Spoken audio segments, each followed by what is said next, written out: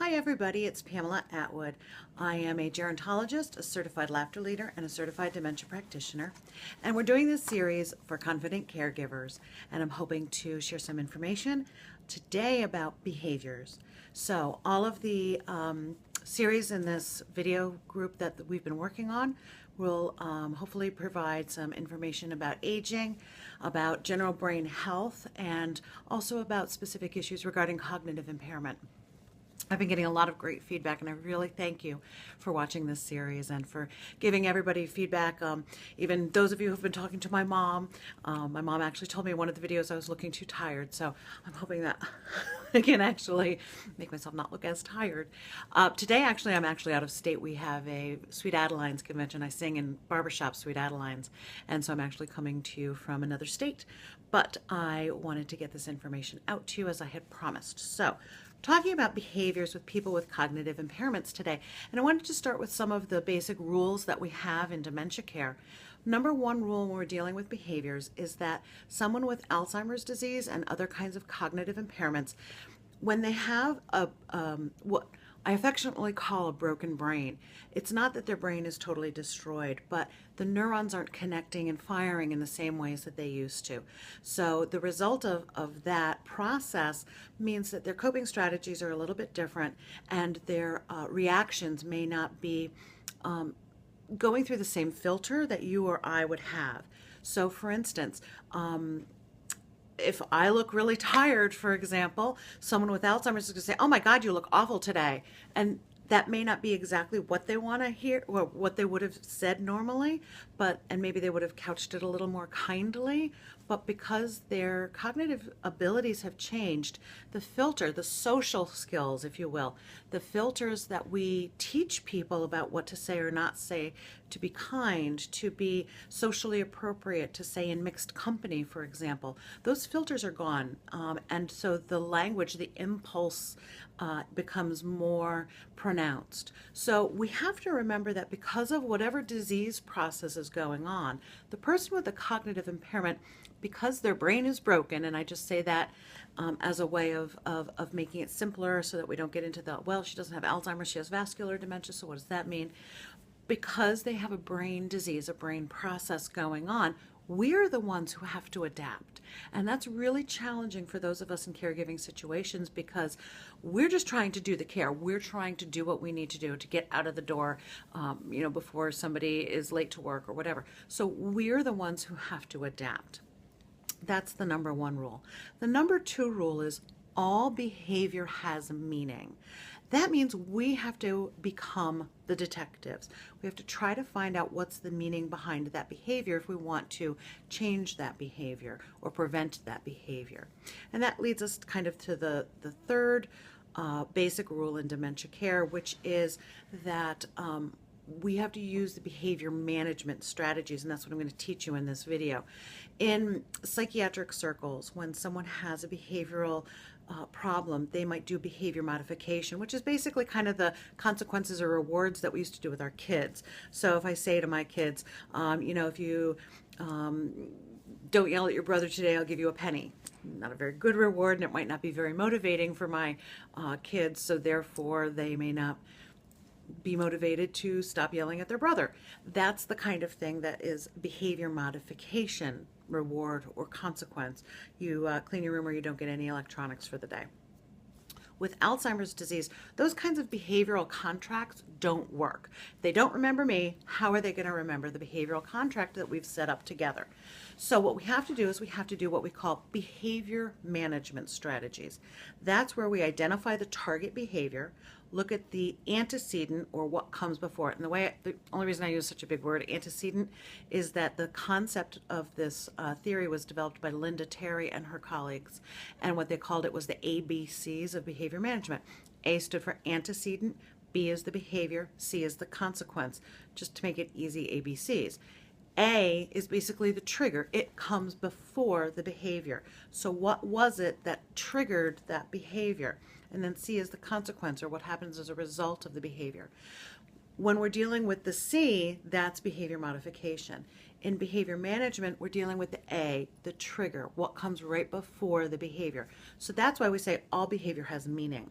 So in order to change that behavior, we want to say what happened right before, and can we modify that trigger or prevent that trigger to prevent the behavior. Let me give you a couple of examples. Let's say a resident or a client or a parent, whoever the person with the cognitive impairment is having a problem where they're tapping a lot and they're tapping on their hand on the table, and it's annoying and it's making everybody else upset. We have to look at, what does the behavior mean? What is that tapping doing? Well, that tapping is defined, it has a meaning of, it's trying to communicate something. Maybe what it's trying to communicate is I'm bored, or maybe I'm a drummer and I want to keep the rhythm because I hear a rhythm either in my head or in the room. Or maybe I have pain in my hand, and banging my hand diffuses the arthritic pain so that I feel it less. So we have to be detectives and figure out what's the meaning behind the behavior, and then how do we prevent that behavior from happening. One of my favorite resources is by Dr. Cameron Camp. And for those of you who work in dementia care, you know that Dr. Camp is the pioneer of the Montessori-based approaches for working with people with cognitive impairments. Well, he's written a new book a couple years ago now, I think it was 2013, my favorite Alzheimer's educational book now, and it's called Hiding the Stranger in the Mirror. Those of you who don't work in the circles, in dementia care circles, you may not realize that people with dementia often see their own reflection and don't recognize it as them. So they will come to us and they'll say, in my hotel room, there's a crazy woman in there. And what's happening is they're going past their mirror or a reflective surface and not seeing that anymore as themselves. So what they're seeing is someone else. So that's kind of the impetus behind the title, Hiding the Stranger in the Mirror. But I love this book because it's written in a really easy to read kind of format. It gives great information about Alzheimer's disease.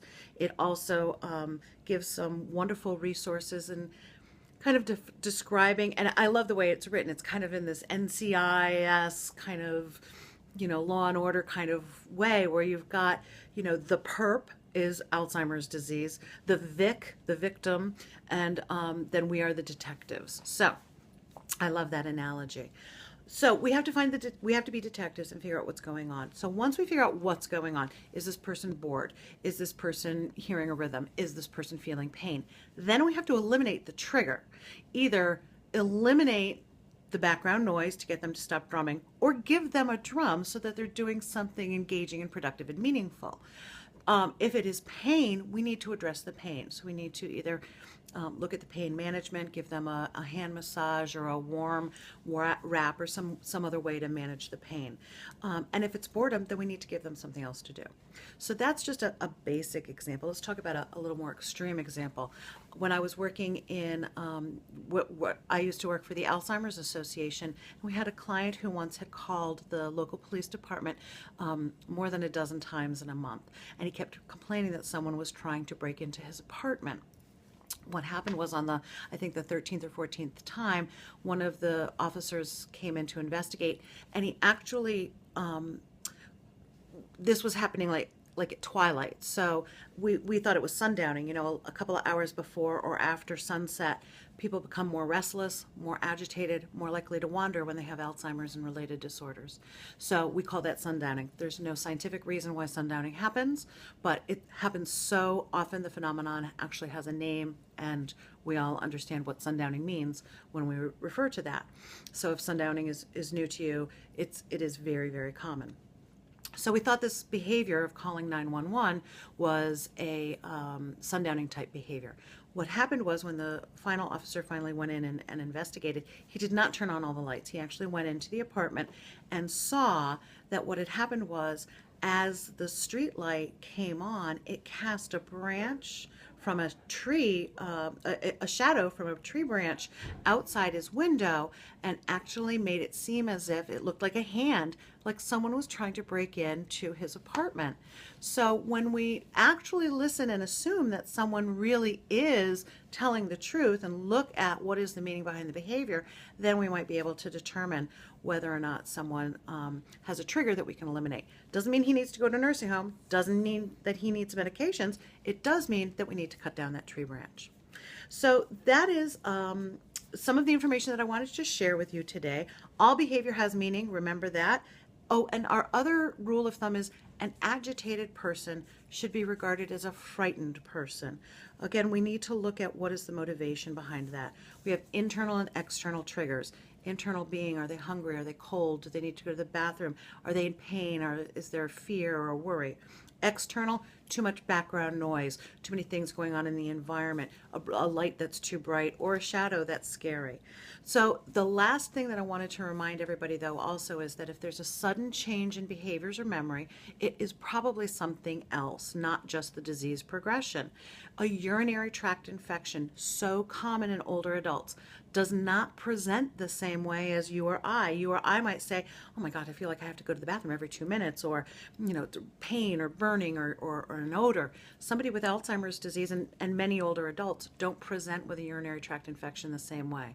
So if that is an issue, you want to get that checked as well. So a sudden change in behaviors, a sudden change in mentation, you want to look at that as a possible delirium or something caused by an infection or a medication change or something else going on. Because I'm out of state, I don't have my wonderful little resources to find you a fun quote, but I will wish you good health, and I appreciate that you are watching this series. Please subscribe to the YouTube channel. And we are enrolling in our classes now. Our semester is gearing up in February. So if you log on to agingcareacademy.org, you can go for the search for our online classes. We have class on dementia care, Lewy body dementia, success in aging parents, as well as other resources there on agingcareacademy.org. And of course, you can follow me on Instagram at Pamela Atwood. Until next time, I thank you for watching. Bye.